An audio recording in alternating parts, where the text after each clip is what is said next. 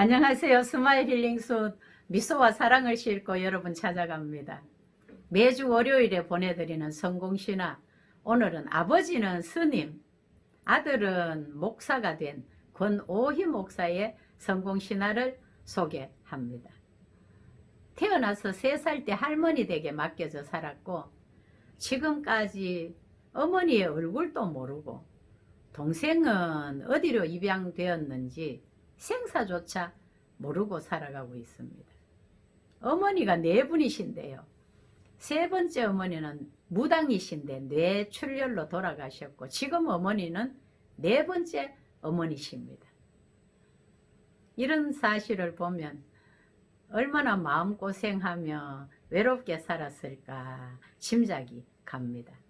소망도 없고 꿈도 없었고 도벽 같은 게임을 어릴 적부터 즐기며 남의 것 훔치는 것을 예사로 생각하고 한때는 남의 공장에 들어가서 장비를 훔쳐서 팔기도 하였습니다.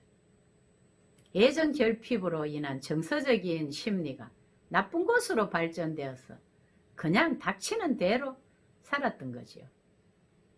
그래도 주일학교 선생님이 만나면 용돈을 주시고 하도 잘해줘서 버리고 간 친어머니한테 받지 못하는 사랑의 일부가 메꾸어지기도 하고 교회는 다녔지만 나쁜 짓은 쉽게 끊어지지 않았습니다. 한 번은 할머니가 돈을 흘려서 할머니 돈이 흘렀어요 했더니 할머니가 그래 흘린 돈은 내가 써라 그래서 훔치지 않는 돈을 써보니까 하도 기분이 좋아서 그 길로 훔치는 나쁜 버릇을 완전 끊게 되었다고 간증해서 들었습니다. 하나님을 인격적으로 만난 것은 수련회 때였습니다.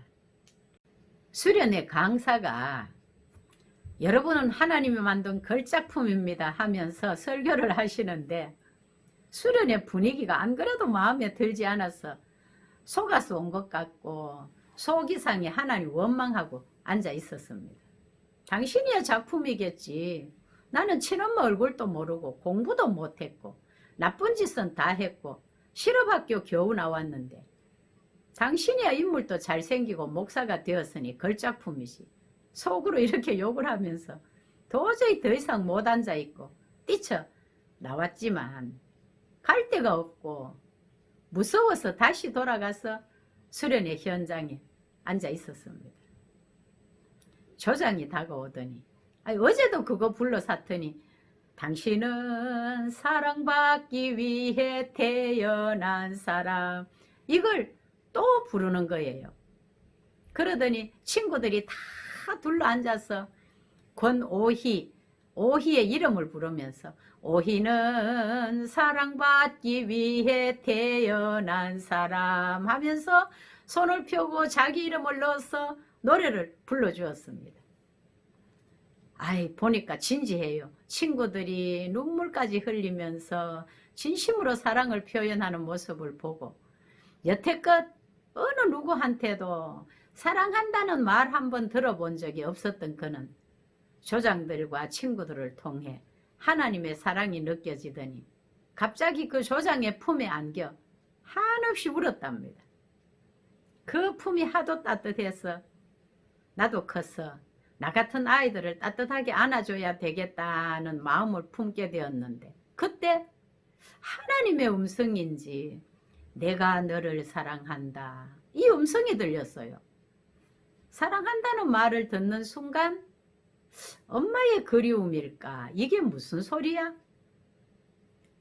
그 조장이 그러나 싶어 주위를 살펴보고 다시 눈물을 훔치며 훌쩍거리고 있는데 사랑한다 아들아 역시 아무도 없음을 알고 하나님이 찾아왔구나 사랑한다는 그 말에 또 울었습니다. 하나님 정말 나를 사랑하시나요? 어머니도 나를 버렸는데요. 얼마나 울었는지 울고 또 울고 한없이 울고 나니 그동안 한 맺힌 듯한 이 상처가 회복이 되었습니다.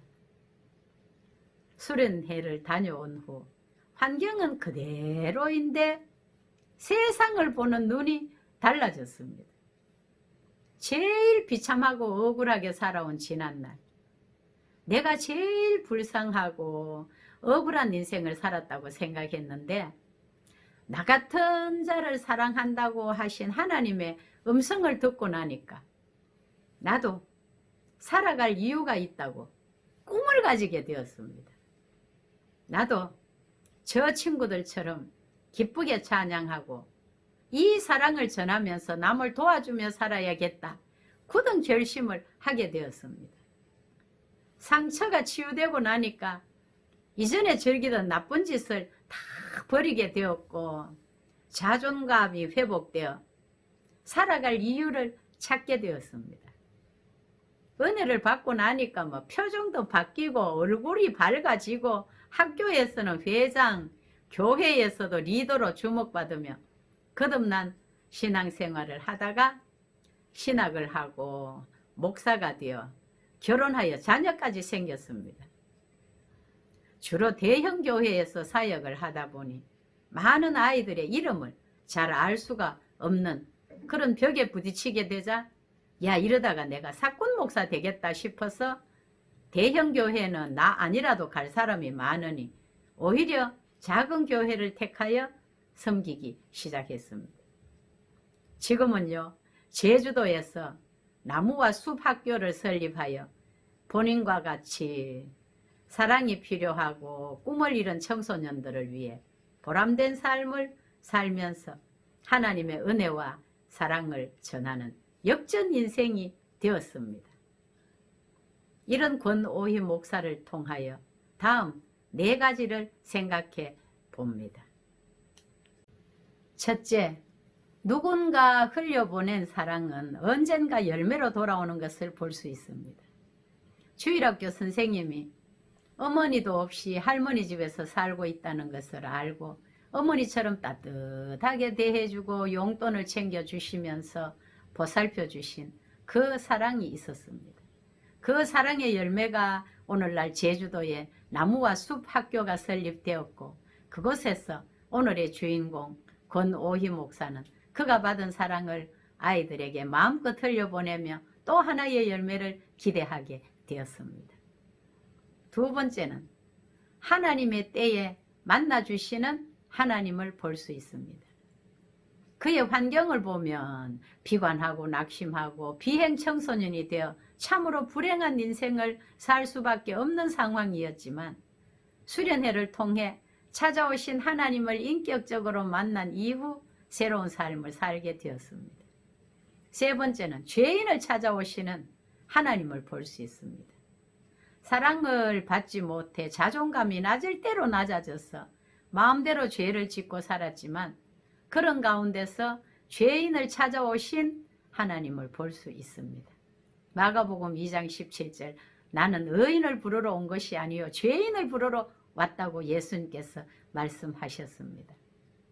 우리 예수님은요 죄는 엄청 싫어하시지만 죄인은 사랑하시고 회개할 기회를 주시며 찾아오셔서 만나주시는 하나님이십니다. 4번째는 고난 속에서도 꿈을 잃지 않으면 반드시 이루어지는 것을 볼 수 있습니다. 생모는 얼굴도 모르고 동생은 태어나자마자 어느 곳으로 입양되어 갔는지 생사조차 모른 채 할머니 댁에서 엄마의 사랑을 받지 못했고 4번째 어머니를 만나 살게 된 그의 심적인 고통은 얼마나 컸겠습니까? 그러나 하나님의 사랑을 깨달은 후 꿈을 설정하고 그 꿈을 잃지 않고 자신과 같이 상처받은 자들을 치유하며 살 것을 다짐했더니 그 꿈은 이루어지고야 말았습니다. 그들과 함께 할 수 있는 학교를 세워서 교장이 되어 성공신화를 이룬 사람으로 우뚝 서게 되었습니다. 학교를 지을 장소도 없었고 돈도 사람도 인맥도 아무것도 없었던 그에게 학교를 운영할 수 있는 모든 여건을 허락하셨습니다. 이 모든 일은 살아계신 하나님이 하셨습니다. 앞서 행하시고 길을 여시며 인도하시는 하나님을 바라보고 믿음으로 나갈 때 인간의 생각으로는 도저히 불가능한 일들을 이루시는 하나님을 볼 수 있습니다. 빌립보서 4장 13절에 내게 능력 주시는 자 안에서 내가 모든 것을 할 수 있느니라. 우리도 누군가에게 사랑을 흘려보내는 사람으로 살 수 있으면 참 좋겠습니다. 오늘 나의 환경이 아무리 어려울지라도 비관하지 말고 하나님의 때를 기다리며 꿈을 포기하지 맙시다. 죄가 많은 곳에 은혜가 많다는 말이 있듯이 죄인을 찾아오시는 사랑과 긍휼이 풍성하신 하나님을 바라봅시다.